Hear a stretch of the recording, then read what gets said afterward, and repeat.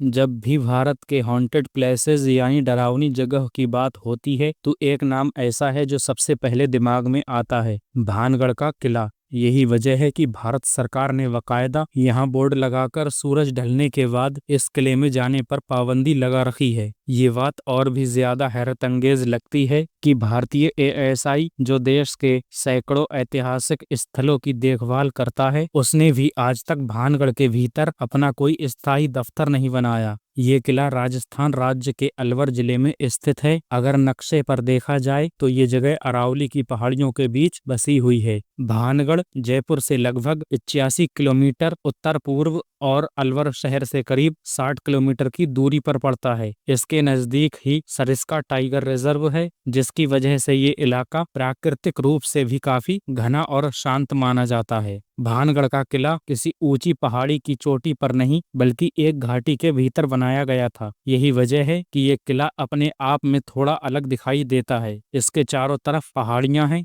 इस किले का निर्माण साल 1573 ईस्वी में आमेर, जो अब जयपुर है, उसके शासक राजा भगवंत दास ने करवाया था। राजा भगवंत दास कछवाहा राजपूत वंश के एक प्रभावशाली शासक थे और मुगल सम्राट अकबर के साथ उनके अच्छे संबंध थे। उन्होंने ये किला अपने छोटे बेटे माधव सिंह के लिए बनाया था ताकि माधव सिंह इस क्षेत्र का प्रशासन संभाल सके और यहाँ से आसपास के इलाकों पर निगरानी रखी जा सके। राजा भगवंत दास का उद्देश्य सिर्फ एक किला खड़ा करना नहीं था, बल्कि एक ऐसा नगर बसाना था जो आर्थिक, सैन्य और प्रशासनिक रूप से मजबूत हो। इसी वजह से भानगढ़ में महल के साथ साथ मंदिर, बाजार, कुएं, बावड़ियां और आम लोगों के रहने के लिए मकान भी बनवाए गए। चारों तरफ घनी आबादी थी और दूर दूर से व्यापारी यहाँ कारोबार करने आते थे। दिन भर बाजारों में रौनक रहती और रात को दियों की रोशनी में पूरा शहर जगमगाता था। लेकिन कहते हैं ना, हर चमकती चीज के पीछे कोई ना कोई साया जरूर होता है। भानगढ़ के साथ भी कुछ ऐसा ही हुआ। इतिहास और लोक कथाओं के मुताबिक एक ऐसी अनहोनी हुई जिसने इस जगह की खुशियों को हमेशा के लिए निगल लिया।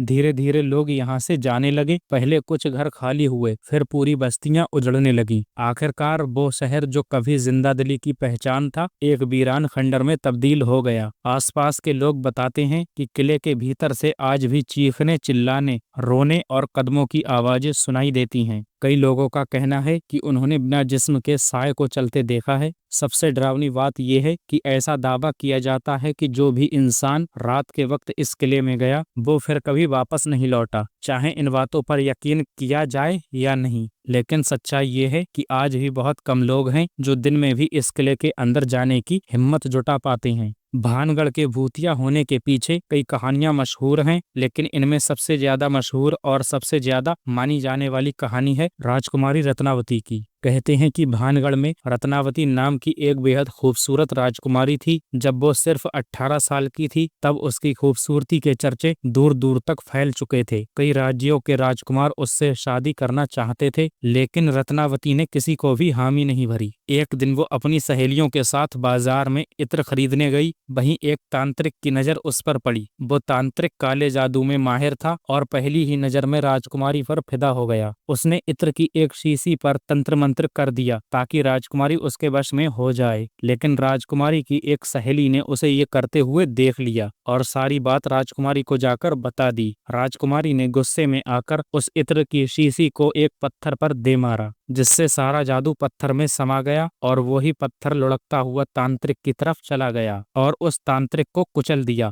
मरते वक्त तांत्रिक ने श्राप दिया था कि भानगढ़ तबाह हो जाएगा और यहाँ रहने वालों की आत्माएं कभी शांति नहीं पाएंगी। इस घटना के कुछ समय बाद भानगढ़ और पास के राज्य अजबगढ़ के बीच भयानक युद्ध छिड़ गया। अजबगढ़ की सेना ज्यादा ताकतवर थी। कहा जाता है कि सैनिकों ने किले में घुसकर मर्द, औरत, बच्चे किसी को भी नहीं बख्शा।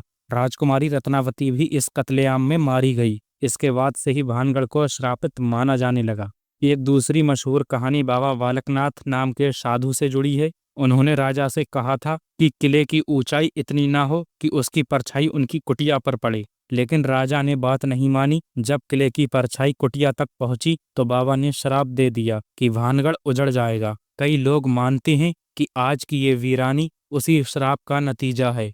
वहीं इस किले से जुड़ी एक बेहद मशहूर और दिलचस्प थ्योरी ये भी है कि यहाँ भारी मात्रा में शाही खजाना छिपा हुआ है। ये कहानी उतनी डरावनी नहीं जितनी रहस्यमयी और सियासी चालों से भरी हुई लगती है।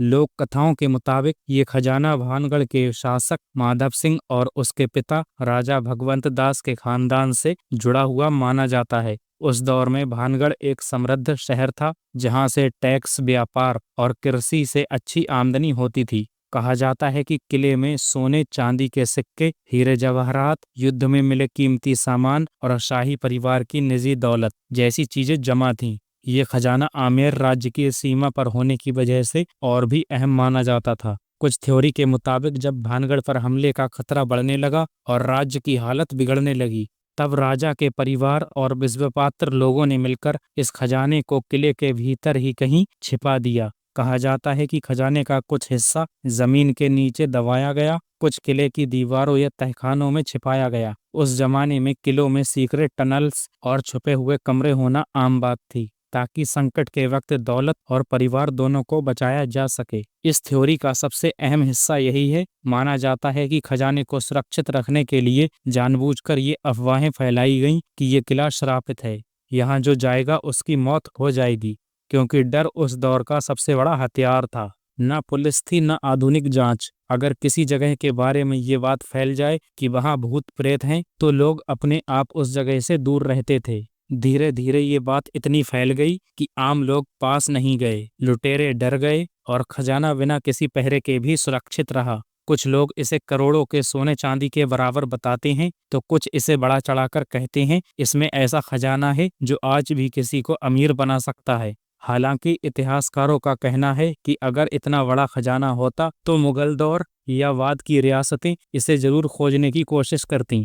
अगर हम अफवाहों से हटकर सच्चाई की बात करें तो एएसआई को आज तक कोई ऐसा ठोस सबूत नहीं मिला। कोई खुदाई में शाही खजाना बरामद नहीं हुआ, ना ही किसी दस्तावेज में खजाने का जिक्र मिलता है। इसलिए इतिहास की नज़र में भानगढ़ का खजाना एक पुख्ता सच्चाई नहीं, बल्कि एक लोक कथा और अनुमान है, जो समय के साथ डर और रहस्य के साथ जुड़ता चला गया। कानून भूत प्रेत को नहीं मानता, लेकिन फिर भी रात में जाने पर रोक, चेतावनी बोर्ड और एएसआई का यहाँ ऑफिस ना होना, ये सब सवाल खड़े करता है। क्या सरकार भी कहीं ना कहीं इस रहस्य को मानती है? अगर आपको ये कहानी पसंद आई हो तो वीडियो को लाइक, शेयर और चैनल को सब्सक्राइब करें। मिलते हैं अगली वीडियो में एक और रहस्य के साथ। तब तक के लिए जय हिंद।